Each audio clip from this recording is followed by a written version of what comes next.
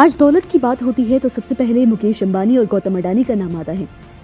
लेकिन क्या आप जानते हैं, जब देश में अंग्रेजों की हुकूमत थी तब भी भारतीय रईसों का डंका बजता था। ऐसे ही एक अमीर थे सेठ फतेह चंद उर्फ जगत सेठ।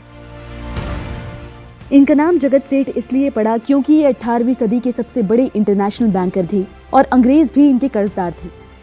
उस समय इनकी नेटवर्थ आज के बड़े बड़े रईसों के बराबर थी। अंग्रेजी हुकूमत के दौरान दुनिया भर में होने वाले कारोबार में एक बड़ा रोल भारत का था। जगत सेठ अंग्रेजों के समय के एक बड़े बिजनेसमैन और बैंकर थे जो ब्याज पर पैसे देने का काम करते थे। कई मीडिया रिपोर्ट्स में बताया गया है कि उस समय उनके पास जितनी दौलत थी वो आज की करेंसी के हिसाब से करीब 2 लाख करोड़ रुपए है।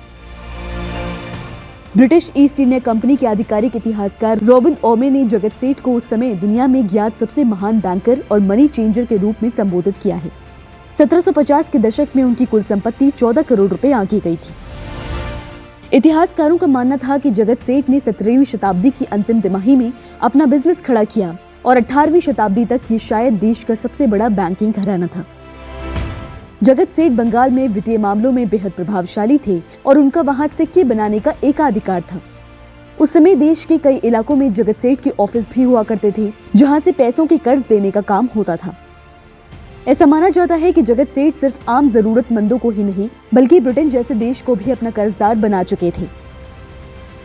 आज के बैंक जिस तरह कारोबार करते हैं कुछ हद तक ठीक उसी तरह जगत सेठ का भी कारोबार चलता था।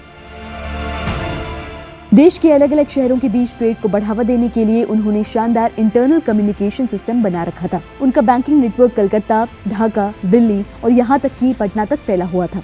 आज जगत सेठ या उनके परिवार का नाम किताबों में दर्ज है, लेकिन रईसों की बात आती है तो शायद इनका जिक्र ना होता हो। इसका एक बड़ा कारण ये रहा है कि जगत सेठ परिवार की संपत्ति पूरी तरह खत्म हो गई है। अंग्रेजों के बढ़ते वर्चस्व के बीच परिवार ने अपनी पकड़ खो दी। यही नहीं, ब्रिटिश ईस्ट इंडिया कंपनी ने जगत सेठ से जितने भी पैसे कर्ज के तौर पर लिए थे वो कभी नहीं लौटाए।